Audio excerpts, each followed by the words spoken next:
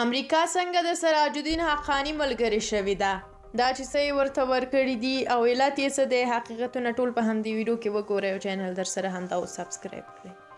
د کورنیو چارو سرپرست وزیر سراج الدین حقانی وایي چې افغانستان به هیڅکله امریکا ته ترهګریز ګواښ نه وي او د دوحې له تړون وروسته دوی امریکا خپل دښمن نه ګڼي. خلیفه سراج الدین حقانی چې تر څو میاشتې مخکې پورې په رسنیو کې نه و راښکاره شوی، څه موده مخکې د کورنیو چارو وزارت اړونده د پولیسو د فراغت په یوه غونډه کې د لومړي ځل لپاره د رسنیو پر وړاندې راښکاره شو. خو د کابل له سقوط او د کورنیو چارو سرپرست وزیر په توګه له مقررۍ وروسته هغه خپله لومړنۍ مرکه د امریکایي ټلویزیون CNN له مشهورې خبریالې کریسټن امانپور سره وکړه. میرمن امانپور د مرکې لپاره کابل ته راغلې او تېره شپه دا مرکه د CNN له ټلویزیون سره خپره شوې ده.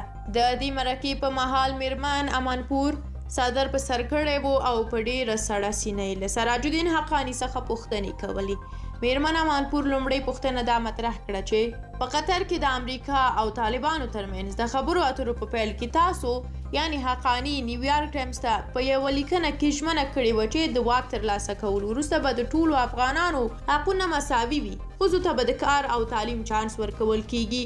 آیا اوس هم پر همدې دریځ ولاړ یې؟ حقانی وویل هغه مهال چې مو کومې ژمنې کړې وې اوس حالات سره توپیر لري.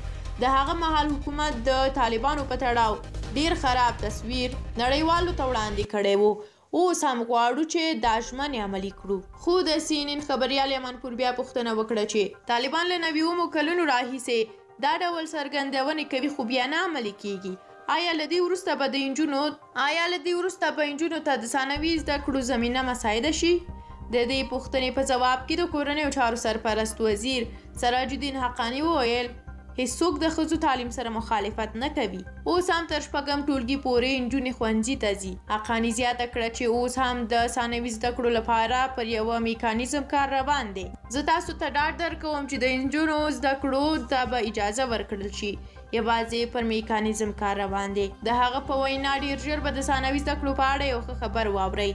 د کورنیو چارو سرپرست وایي چې په اسلام کې په نجونو او هلکانو دواړو تعلیم فرض دی. هیڅوک مخالفت نه کوي خو دا باید د اسلامي اصولو سره برابر وي او د دې لپاره باید شرایط برابر وي. میرمن امانپور د دې مرکې پر مهال وویل چې د کابل په ځینو دیوالونو لیکل شوي دي چې طالبانو امریکا ته ماته ورکړه. آیا اوس هم تاسو امریکا ته د دښمن په سترګه ګورئ؟ سراج الدین حقانی وویل زه باید یو سپیناوی وکړم. 13 کاله موږ په جګړه کې وو خو له دوحې تړون وروسته موږ پریکړه وکړه چې نور د 10 کلونو جګړه یاد نه کړو. اوس موږ امریکا او نړۍ سره ښې اړیکې غواړو. هغه وایي چې دوی د خپلو ژمنو له مخې اوس امریکا ته د دښمن په سترګه نه ګوري خو افغانان د دوی د ارادو په اړه شک لري. د زیاته کړه د افغانستان خپلواکۍ لپاره موږ حق لرل چې حق مبارزه وکړو او د حق نړیوالو قوانینو هم موږ ته راکړی دی.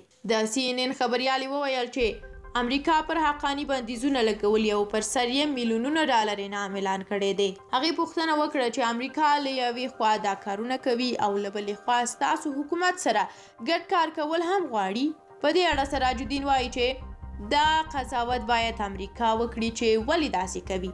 موږ د خپلو خلکو د حقونو او خپل هیواد څخه د دفاع لپاره مبارزه کړې ده. اوس موږ نړۍ سره ښې اړیکې غواړو.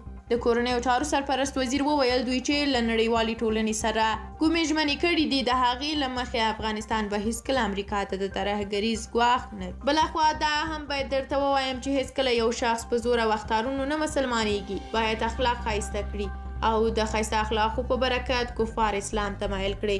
اورېدلي مو چې له لاس ورکولو څخه په غېږ ورکولو مینه ډېره زیاتېږي. جنرال موبین هم له یو کافر سره له ښه اخلاقو څخه کار اخلي. خدای پاک دې وکړي چې خپل هدف ته ورسیږي. تاسو مننه کوم چې ویډیو مو ولیدله. د سوله افغان څخه نورې ویډیوګانې مه هېروئ، حتما یې وګورئ، لایک یې کړئ، چینل سبسکرایب کړئ، ویډیوګانې مو لایک کړئ. نظریات مو هم کولی شئ په کومنټ کې ولیکئ. موږ ستاسو نظرونه لولو، تشویش مه کوئ.